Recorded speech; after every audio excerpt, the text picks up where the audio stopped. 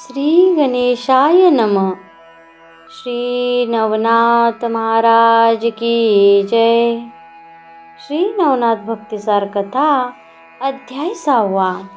अध्याय 6 वाचल्याने शत्रूला मोह होईल, त्याच्या मनातील कपट दूर होऊन तो मित्र बनेल.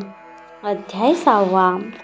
मच्छिंद्रनाथ फिरत फिरत कुमार कार्तिकेयाचे स्थान पाहून कोकण प्रांतात आला. कोकणातील कुडाळ प्रांतातील अडूळ गावात येऊन राहिला. गावाबाहेर दुर्गा मंदिर असून तेथे कालिका देवी विश्रांती घेत होती. हे कालिका दैवत फार कडक असून ते भगवान शंकराच्या हातातील कालिका अस्त्रच होते. त्या अस्त्राने पुष्कळ दैत्यांचा वध केला, म्हणून प्रसन्न होऊन भगवान शंकरांनी अस्त्ररूपी कालिकेला वर मागायला सांगितले. तेव्हा तिने म्हटले, मी युद्धामध्ये तुम्ही सांगितल्याप्रमाणे कार्य केले, त्यामुळे मी थकले आहे. मला विश्रांती घ्यायची आहे. मला कोणीही सुप्तावस्थेतून उठवून त्रास देऊ नये, असे एकांत स्थान द्यावे. तिच्या इच्छेप्रमाणे श्री शंकरांनी तेथे मंदिर निर्माण केले. पुढे कलियुगात तेच कालिका देवीचे मंदिर म्हणून प्रसिद्ध झाले. फिरत फिरत मच्छिंद्रनाथ या देवतेच्या मंदिरात आला. त्याने देवीला साष्टांग दंडवत घालून प्रार्थना केली. हे माते कालिके, जागृत हो. मी शाबरी विद्येचे मंत्रकाव्य केले आहे, त्याला तू सहाय्य कर. मच्छिंद्रांची प्रार्थना म्हणजे सिद्धाचे आव्हान होते. त्या प्रार्थनेने देवीची झोपमोड झाली. आधीच अत्यंत श्रम झाले, त्यात झोपमोड. त्यामुळे देवी फार रागावली. ती खांबातून नरसिंह प्रकट व्हावा त्याप्रमाणे थैथयाट करीत प्रकट झाली. संतापलेली कालिका ओरडून तार स्वरात बोलू लागली, अरे मूर्खा, शिवकार्य करून मी थकले आणि श्रमपरिहारासाठी शांतपणे झोपले असता तू माझी झोपमोड का केलीस? तुला मंत्रकाव्य करायला कोणी सांगितले होते? तुला सहाय्य होण्याचा वर देणे म्हणजे माझ्या शांततेत विघ्न येण्यासारखे आहे. तेव्हा तू आत्ताच्या आत्ता इथून चालता हो, नाहीतर फुकट मरशील. यावर मच्छिंद्रनाथ म्हणाला, मी तर मरणार नाहीच, तुला मात्र जिंकील. देवी रागाने म्हणाली, शूद्रा, मी शिवअस्त्र आहे.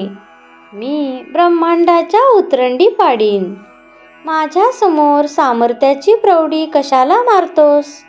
यावर मच्छिंद्र म्हणाला, तू शिवअस्त्र म्हणून कोणती कामे केली आहेस ते दाखव. मला तुझे सामर्थ्य पाहायचे आहे. मच्छिंद्राने असे आव्हान दिल्यानंतर देवीने सिंहगर्जना करीत मच्छिंद्राला ओरडून सांगितले, जोगड्या, आता तुझे प्राण वाचव. मच्छिंद्राने शांतपणे चिमूटभर भस्म काढून वासव अस्त्राचे स्मरण करून देवीवर फेकले. त्यावर एकदम स्फोट होऊन वासव अस्त्र प्रकट झाले. सूर्याच्या हस्ते वासवास्त्र, शिवाच्या हातचे कालिकास्त्र एकमेकावर आदळू लागले. कालिकेने वासवास्त्र गिळून टाकले. तेव्हा मच्छिंद्राने एकादश रुद्राचे मंत्र म्हणून 11 रुद्र प्रकट केले. त्यावर कालिकेने महामृत्युंजयाच्या सुक्तांची पूजा करून 11 रुद्रांना शांत केले. ते रुद्र गुप्त झाले. मच्छिंद्राने वज्रास्त्र उंच फेकले. कालिकेने ते आपल्या पायाखाली चिरडून टाकले. उत्तरेकडे शैलाद्रीवर आपटल्यामुळे तो पर्वत तुटून त्याची उंची निम्मी झाली.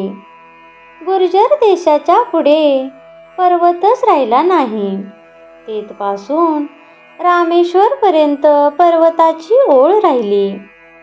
देवीने वज्रास्त्र नष्ट केलेले पाहून मच्छिंद्राने वाताकर्षणाची योजना केली. त्या अस्त्राच्या प्रहाराने देवीचे शरीर अचेतन होऊन खाली पडले. देवीची अशी विकल अवस्था पाहून देवदानवांना फार आश्चर्य वाटले. कालिकेचे प्राण कंठाशी येऊ लागले. तेव्हा तिने भगवान शंकराचे स्मरण केले. तिची आर्तवाणी कैलासावर शंकराच्या मनात उमटली.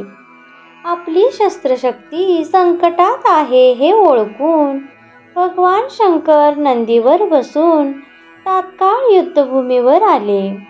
मच्छिंद्राने श्री शंकरांना पाहताच भक्तीने लोटांगण घातले. भगवान शंकर नंदीवरून उतरले. त्यांनी मच्छिंद्राला उठवून प्रेमाने मिठी मारली. पराक्रम दाखवून अस्त्रशक्ती जिंकून घेतल्याबद्दल शाबासकी दिली. मच्छिंद्रनाथ म्हणाले, आपण बद्रिकाश्रमात प्रसन्न होऊन दत्तात्रयांकडून मंत्र आणि अस्त्रविद्या शिकवलीत. यावर भगवान शंकरांनी कालिकेला सावध करण्याची आज्ञा केली. मच्छिंद्र म्हणाला, आजपर्यंत कालिकेने तुमच्या हातात राहून कार्ये केली. त्याचप्रमाणे यापुढे माझ्या हातात राहून शाबरी विद्येच्या यशासाठी माझ्या मुखात जिवेवर विराजमान होऊन मंत्रशक्ती म्हणून कार्य करावे. श्री शंकरांनी मान्य केल्यावर मच्छिंद्राने भस्म टाकून वाताकर्षण अस्त्र काढून घेतले. कालिकेच्या देहात पुन्हा प्राण खेळू लागले. ती सावध होऊन पाहू लागली. तिला समोर भगवान शंकर दिसले.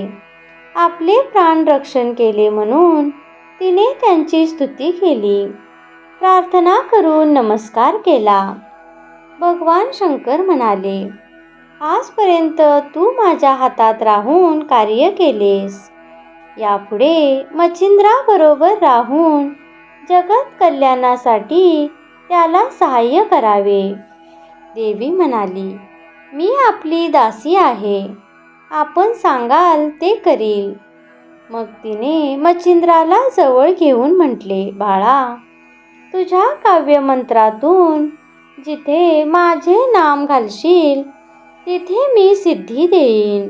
त्यानंतर मच्छिंद्रनाथ व भगवान शंकर 3 दिवस देवीच्या आग्रहास्तव राहिले. 4थ्या दिवशी देवीचा निरोप घेऊन श्री शंकर कैलासावर गेले. मच्छिंद्रनाथ गदातीर्थाला हरेश्वरला गेले. अशाच नवनवीन व्हिडिओ पाहण्यासाठी माझ्या चॅनेलला नक्की सबस्क्राईब करा. बेल आयकॉनवरही क्लिक करा. धन्यवाद.